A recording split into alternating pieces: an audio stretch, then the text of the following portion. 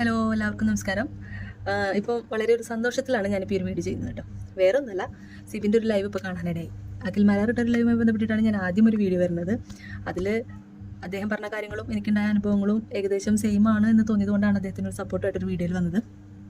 അതിന് എനിക്ക് കേൾക്കാത്ത തെറിവിളികളില്ല, ചീത്ത വിളികളില്ല, എന്തൊക്കെയോ പറയുക ആൾക്കാർ വിളിച്ചിട്ട്.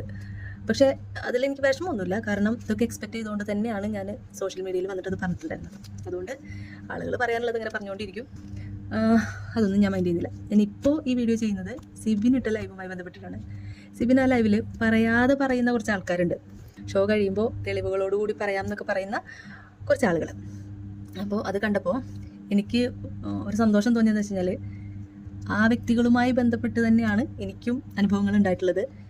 എൻ്റെ ഫ്രണ്ടിന് എനിക്ക് വേണ്ടി ചോദിച്ച സമയത്ത് റിപ്ലൈ കൊടുത്ത ആൾക്കാരാണ് ഇവരൊക്കെ.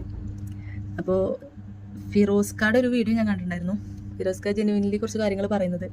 അതിൽ പറയുന്നു, ബിഗ് ബോസിൻ്റെ തലപ്പത്തിരിക്കുന്ന ആൾക്കാരൊന്നും, എൻ്റെ മോശയിനൊന്നും ഒരു പക്ഷേ ചെയ്യില്ലായിരിക്കും, ഈ താഴേക്കടയിലുള്ള വർക്കേഴ്സിൻ്റെ അടുത്തുനിന്നായിരിക്കും അത്തരത്തിലുള്ള ഇതൊക്കെ ഉണ്ടാവുക. അല്ലാത്തവരൊക്കെ നല്ലവരാണെന്നൊക്കെയുള്ള രീതിയിലൊക്കെ സംസാരിക്കുന്ന കണ്ടു.